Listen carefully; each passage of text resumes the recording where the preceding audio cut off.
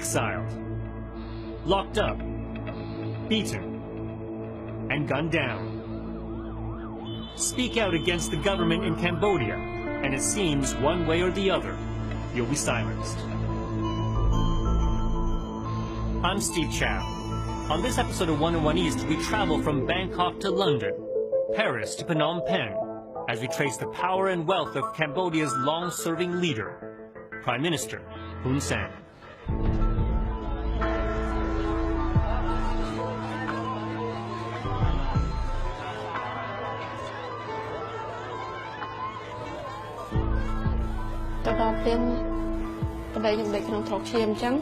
My husband lay in a pool of blood. He was hard to bleed. I just couldn't believe it was my husband lying there in a pool of blood. Bo Ratana's husband, Kem Ley, was one of Cambodia's most popular social commentators and a staunch critic of government corruption. I always worried about his safety because his job was risky. I told him, "Darling, please be careful. We have 4 children." But in July last year, at the age of 45, he was shot dead. Within an hour of his murder, a man was arrested and soon after paraded before the media.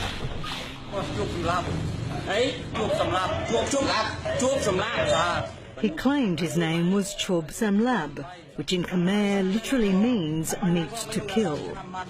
He also said Kem Ley owed him $3,000, and that's why he killed him.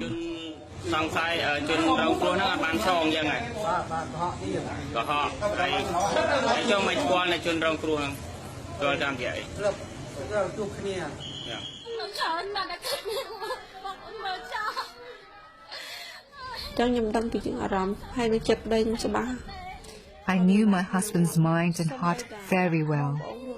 He never uttered a word about borrowing money. I can't accept that he was killed because of $3,000. I dismiss this. It's not true. My husband was a good man. I didn't expect them to be so brutal. They killed my husband. This is an act of state terrorism.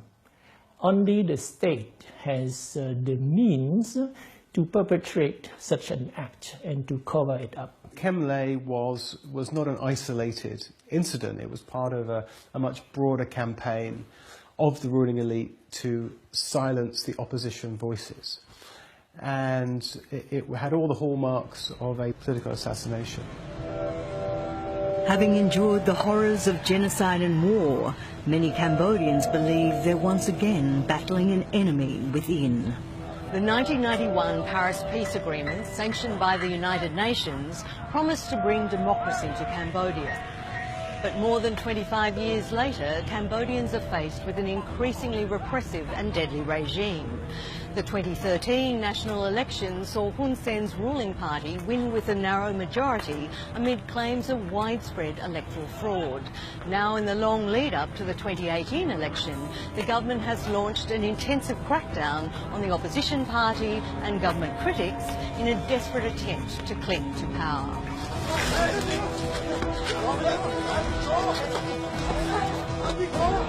Opposition party members have been seriously beaten, and more than a dozen are widely believed to be victims of politically driven trials, serving prison sentences of up to 20 years for anything from posting false information on Facebook to insurrection.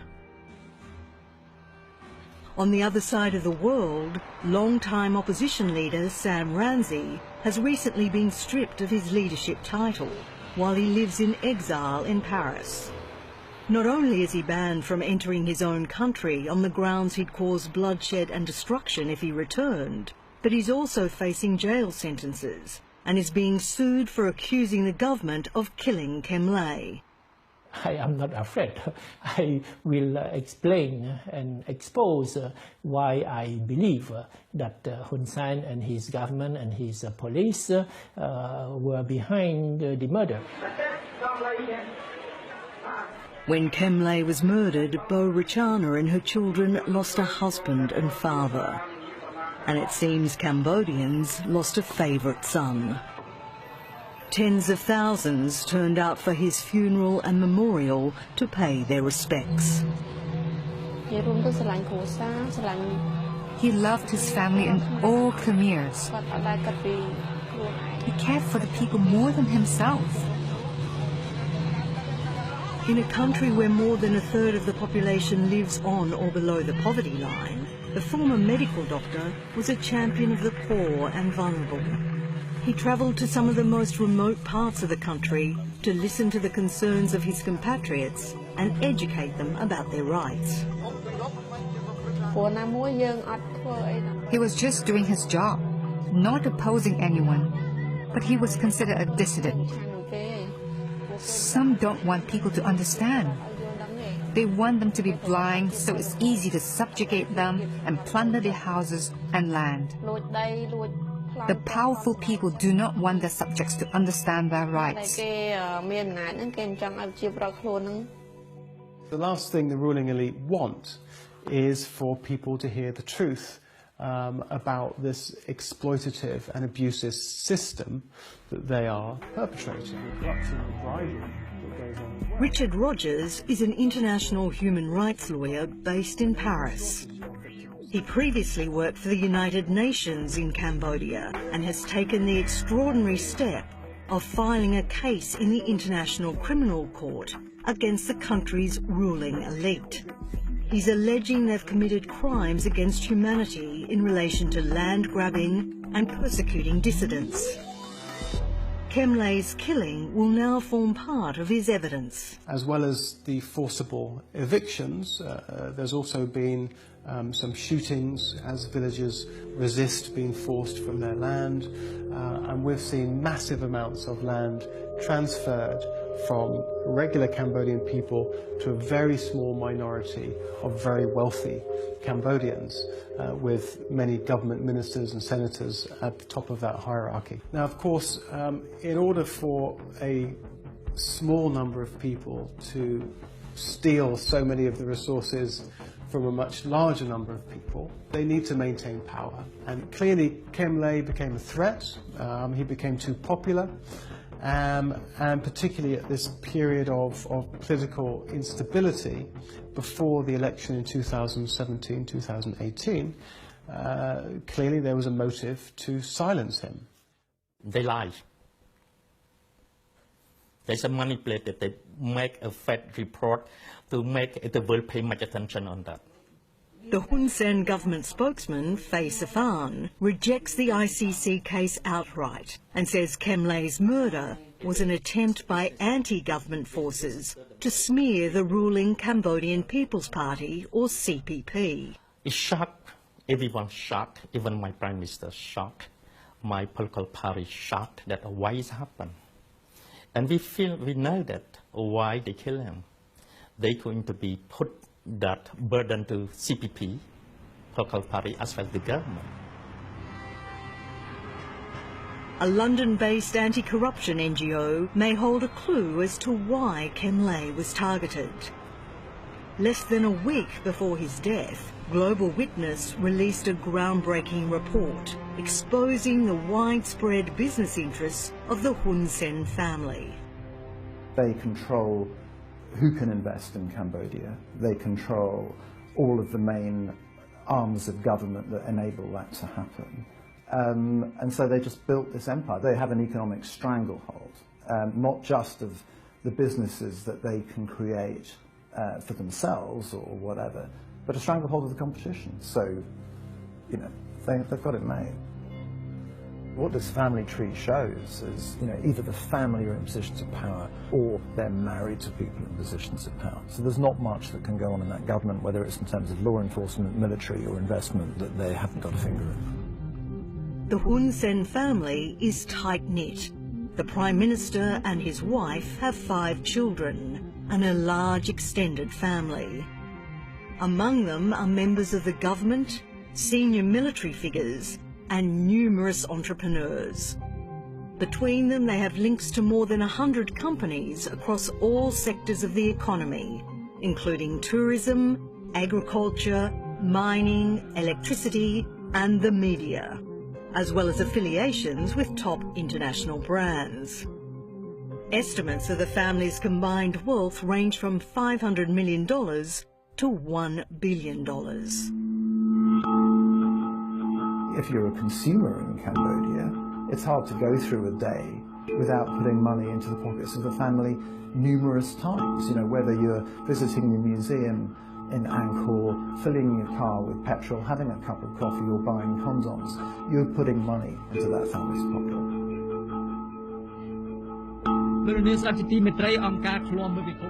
2 days before he was murdered, Kem Ley was a guest on a radio talk show. The topic of discussion was a global witness investigation into the Hun Sen family business empire. Many now believe it was a fateful interview. របាយការណ៍នេះខ្ញុំគិតថារដ្ឋាភិបាលក៏ត្រូវតែទទួលស្គាល់ថាវាមានសារៈសំខាន់ក្នុងការស្វែងយល់ក្រុមហ៊ុនមួយថាតើក្រុមហ៊ុននឹងវាពិតប្រាកដឬទេហើយធ្វើការបកស្រាយទៅដល់ប្រជាពលរដ្ឋនៅក្នុង114ក្រុមហ៊ុនហ្នឹងឧទាហរណ៍ច្បាប់ប្រឆាំងនឹងអំពើពុករលួយត្រូវមានការប្រកាសទ្រព្យសម្បត្តិជាចំហជាលក្ខណៈគ្រួសារហើយមានការស៊ើបអង្កេតប្រសិនបើទ្រព្យសម្បត្តិ His friend and fellow analyst on the panel, Mies Nee, started to feel uneasy. This one is really touching directly to the Hun family. This is why just make me a little bit scary. You know, if someone come and kill us, you know, we have nothing to do. It's just kind of feeling that I have never had before. It might have been the first time he feared for his own safety, but it wasn't the first time he feared for Kem Ley's. Sometime he told me that there was someone came and looking for his house, you know, with the police uniform, and from time to time, you know, because Kem Ley have a lot of link with the high-ranking government officials, so one way or the other he would get some signal, you know, from them that you have to be careful and whatever. So within the government he had some supporters who would look after him? Yeah. But on the morning of Sunday, the 10th of July last year, there was no one to protect him. So this is the Caltex service station in central Phnom Penh on one of the city's busiest boulevards, where Kem Ley was doing what he regularly did, having a morning coffee at the Star Mart Cafe when he was shot dead. A man has been charged with his murder, but it seems few are convinced he's the real culprit. It was along the footpath in this street, about a kilometre from the petrol station, that the accused was seen running. A phone video of his apparent escape was posted anonymously on the internet. So that's a policeman there? Yeah, this is a policeman, and a motorbike. This is a special unit that can use this motorbike. The first peculiar thing you notice on the video is that a policeman pulls up alongside the accused and rather than attempting to arrest him, lets him run on. Maybe the police told him that, no, you have to further running. Right. And then a little while later, the accused runs across the road directly to the same policeman. You know, why this guy running along the path, but then he runs straight to the police here? As bystanders begin to deliver their own justice, the police finally take the man into custody. I think normally the police would put him on handcuff. Yeah. This video clip just gives public a lot of suspicion, you know, how much involvement the local police in this kind of killing. And there's been no attempt by the government to counter those suspicions. Although the service station is surrounded by security cameras, no CCTV footage has been released to the public. We have the video who killed that we have. We're not going to release to the public because of the law. Because in investigation, period one. And second one, we understand that the Kem Ley's land become a political issue. So the government does have the CCTV vision of the murder scene? Yeah, we do have it. And it actually shows what happened? The police, they said that the same face as a perpetrator that we get hold of him. I leave that for you to check with the Kem Ley wife, because I didn't see that video. Has she seen it? Yes, she's already seen that. Right. But that's not what she tells us. They have never invited me to see it. They should not say they showed the footage to me. No, it's a lie. The government is more concerned about protecting itself than telling the truth. They didn't show the CCTV footage, yet they showed Meet to Kill as the killer. I can't accept it. So who is this accused man who calls himself Meet to Kill and claims he shot Kem Ley with a powerful and expensive Glock pistol, all because the commentator owed him $3,000? In search of answers, we're heading to his hometown about 4 hours' drive from the World Heritage Site of Angkor Wat in the northwest province of Siem Reap, a long way from the scene of the crime. Our first stop, a remote Buddhist temple where he spent a couple of years as a monk, leaving 7 months before the murder. Here he was known as Uth Ang. Novice monks who were under Earth Ang complained about him. They say he behaved savagely, beating, threatening, and bullying. He stole money that the locals donated to build a road. He spent it on himself and lost a lot gambling online. The monk was dubious when news broke of Uth Ang's arrest. I didn't believe it, because he never mentioned Kem Ley and never had money to lend to anyone. I believe that he must have been hired by someone to commit the killing. The monk goes on to tell us that Uth Ang was a former soldier and that he often boasted about his prowess with a gun and his closeness to his former commander. He still went to visit him at his house or at his barracks in the province. He said he could ask for anything he wanted and he'd get it. I believe he was hired as he wanted money and could be bought. Back on our journey, we're deep inside a former Khmer Rouge stronghold. Propaganda posters of the Prime Minister Hun Sen are everywhere. In this village where the accused lived until recently, we find a man who's known him since the late 80s when he was a Khmer Rouge soldier. After leaving the monkhood, he asked me if he could stay at my house, and I allowed him a room. Like the monk, the man says he only ever knew his friend as Uth Ang and is still trying to fathom why he would have killed Kem Ley. While he was staying here, he couldn't even afford to feed himself. Where did he get the money from? How did he even know Kem Ley? He lives so far away.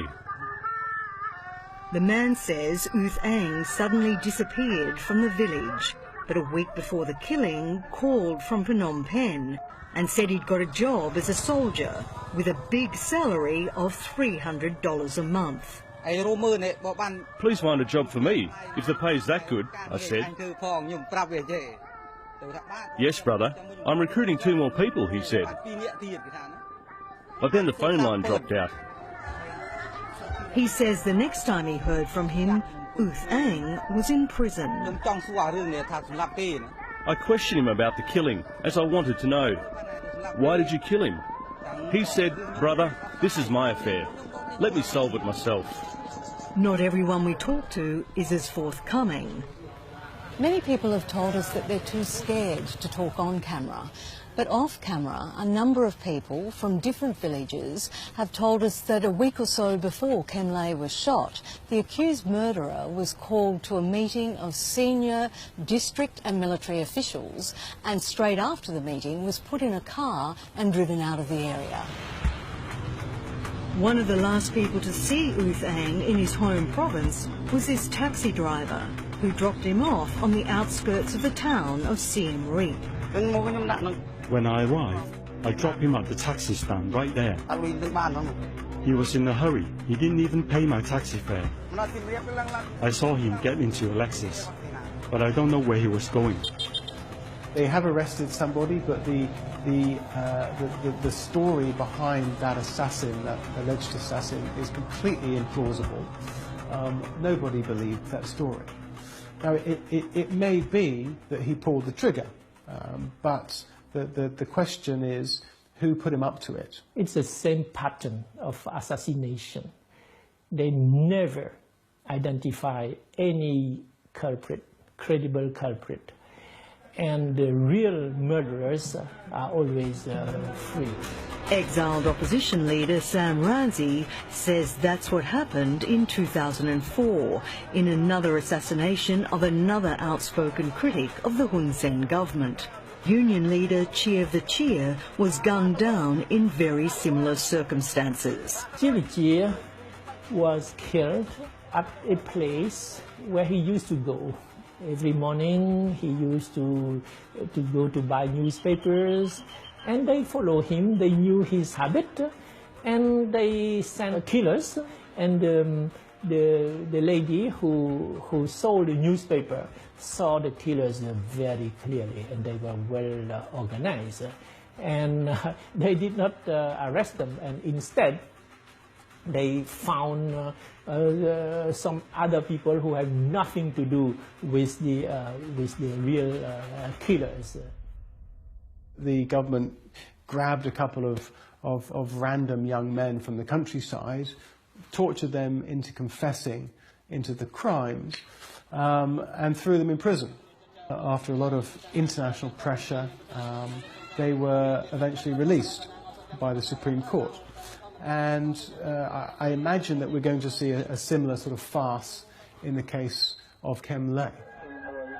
While there is no direct evidence linking Hun Sen or his government to either the killing of Chia the Chia or Kem Ley, until there are thorough investigations and the real culprits are caught, the accusations are likely to continue.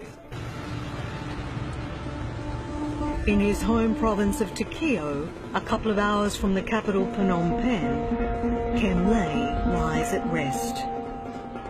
His elderly mother never leaves her son's tomb, sleeping beside it day and night.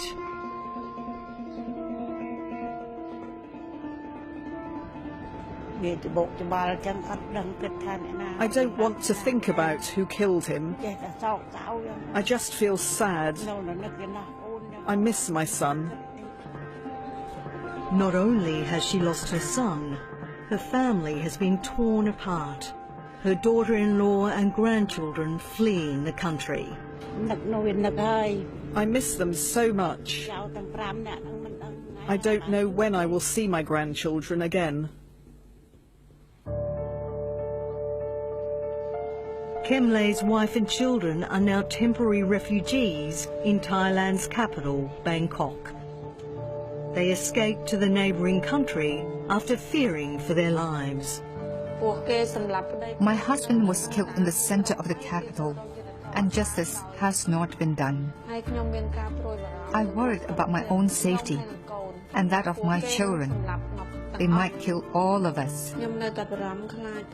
I'm still worried and scared because Cambodia is very close to Thailand. They might do whatever they want. We have to live in hiding.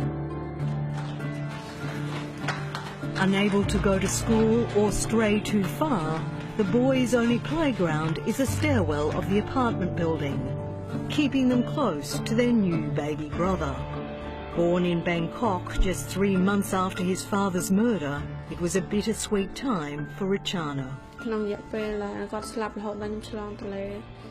I felt such pain as I remembered my past deliveries when my husband cared for me. From the day he was killed to the day I gave birth, I have felt so alone.